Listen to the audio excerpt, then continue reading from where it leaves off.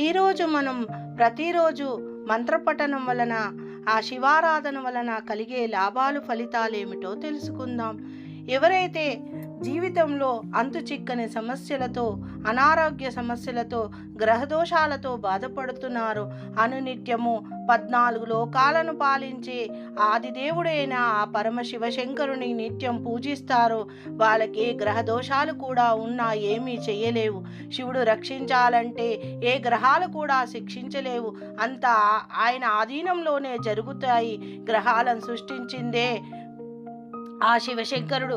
కావున ఎవరైతే శివుణ్ణి పూజిస్తారో, ప్రతి నిత్యం ఆరాధిస్తారో, మనకు వచ్చిన ఏ మంత్రమైన అనునిత్యము పఠిస్తామో దాని వలన కలిగే పాజిటివ్ వైబ్రేషన్ వలన మన జీవితాలే మారిపోతాయి. ఇది నా యొక్క స్వయ అనుభవంతో చెప్తున్నాను. ఎవరైతే శివుణ్ణి అనునిత్యం పూజిస్తారో వాళ్ళకి ఏ కష్టాలు, నష్టాలు, దోషాలు ఉండవు. ఒకవేళ ఉన్న అవి గొడ్డలి పోవలసిన కష్టాలు గోటితో తీసివేస్తాడు.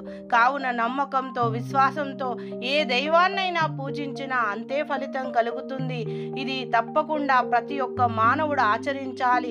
ఈరోజు లక్షల కొలది రూపాలను వృధాగా ఖర్చు పెడుతున్నారు. ఎప్పుడైతే దేవుణ్ణి మనము సన్నిధిగా ఉంటామో, దైవారాధన చేస్తామో, మన కష్టాలు నీటి మీద బుడగలాగా తొలగిపోతూ ఉంటాయి.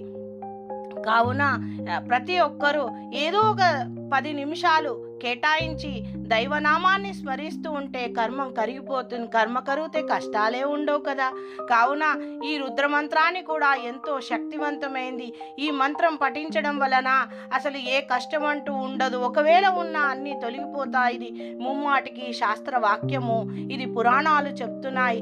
కావున ప్రతిరోజు ఈ మంత్రాన్ని విన్నా, చదివినా అంతే ఫలితం కలుగుతుంది. ఓం నమః శివాయ నమః. నమస్తే అస్తు భగవాన్ విశ్వేశ్వరాయ మహాదేవాయ త్రయంబకాయ త్రిపురాంతకాయ త్రికాగ్నికాలాయ కాలాగ్ని రుద్రాయ నీలకంఠాయ మృత్యుంజయాయ సర్వేశ్వరాయ సదాశివాయ శ్రీమన్మహాదేవాయ నమః. నమస్తే అస్తు భగవాన్ విశ్వేశ్వరాయ మహాదేవాయ త్రయంబకాయ త్రిపురాంతకాయ త్రికాగ్నికాలాయ కాలాగ్ని రుద్రాయ నీలకంఠాయ మృత్యుంజయాయ సర్వేశ్వరాయ సదాశివాయ శ్రీమన్మహాదేవాయ నమః.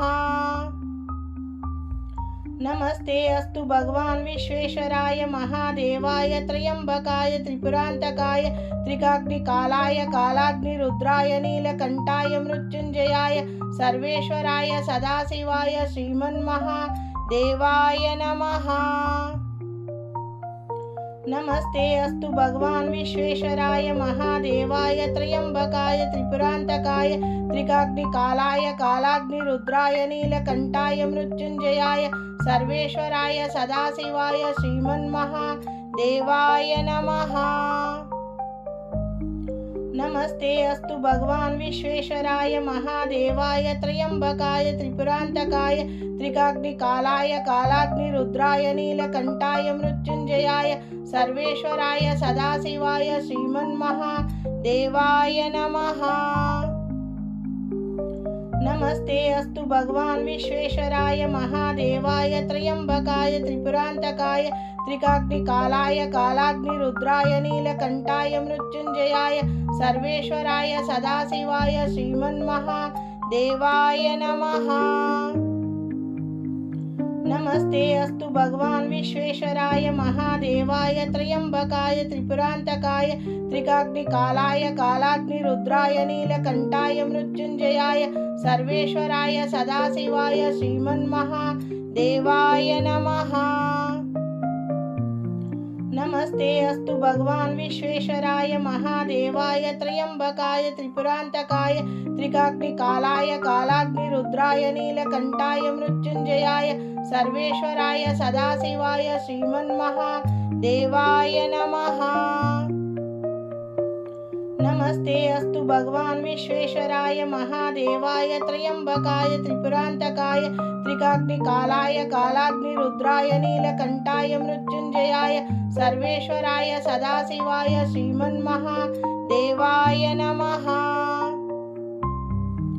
नमस्ते अस्तु भगवान् विश्वेश्वराय महादेवाय त्र्यंबकाय त्रिपुरान्तकाय त्रिकाग्निकालाय कालाग्निरुद्राय नीलकण्ठाय मृत्युञ्जयाय सर्वेश्वराय सदाशिवाय श्रीमन्महादेवाय नमः।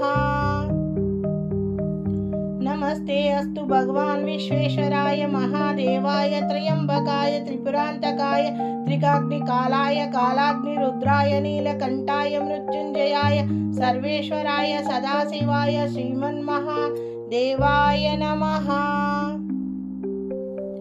नमस्ते अस्तु भगवान् विश्वेश्वराय महादेवाय त्र्यंबकाय त्रिपुरान्तकाय त्रिकाग्निकालाय कालाग्निरुद्राय नीलकण्ठाय मृत्युञ्जयाय सर्वेश्वराय सदाशिवाय श्रीमन्महादेवाय नमः। नमस्ते अस्तु भगवान् विश्वेश्वराय महादेवाय त्र्यंबकाय त्रिपुरान्तकाय त्रिकाग्निकालाय कालाग्निरुद्राय नीलकण्ठाय मृत्युञ्जयाय सर्वेश्वराय सदाशिवाय श्रीमन्महादेवाय नमः। नमस्ते अस्तु भगवान् विश्वेश्वराय महादेवाय त्र्यंबकाय त्रिपुरान्तकाय त्रिकाग्निकालाय कालाग्निरुद्राय नीलकण्ठाय मृत्युञ्जयाय सर्वेश्वराय सदाशिवाय श्रीमन्महादेवाय नमः। नमस्ते अस्तु भगवान् विश्वेश्वराय महादेवाय त्र्यंबकाय त्रिपुरान्तकाय त्रिकाग्निकालाय कालाग्निरुद्राय नीलकण्ठाय मृत्युञ्जयाय सर्वेश्वराय सदाशिवाय श्रीमन्महादेवाय नमः।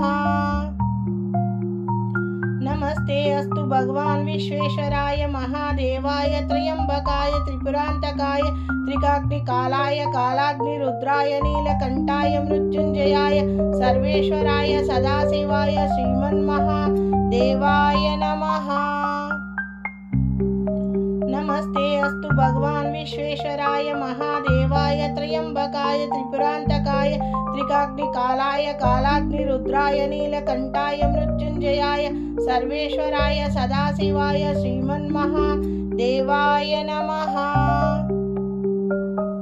नमस्ते अस्तु भगवान् विश्वेश्वराय महादेवाय त्र्यंबकाय त्रिपुरान्तकाय त्रिकाग्निकालाय कालाग्निरुद्राय नीलकण्ठाय मृत्युञ्जयाय सर्वेश्वराय सदाशिवाय श्रीमन्महादेवाय नमः।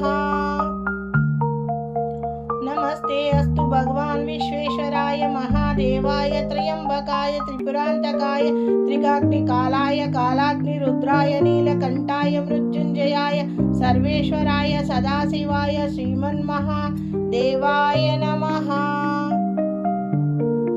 नमस्ते अस्तु भगवान् विश्वेश्वराय महादेवाय त्र्यंबकाय त्रिपुरान्तकाय त्रिकाग्निकालाय कालाग्निरुद्राय नीलकण्ठाय मृत्युञ्जयाय सर्वेश्वराय सदाशिवाय श्रीमन्महादेवाय नमः।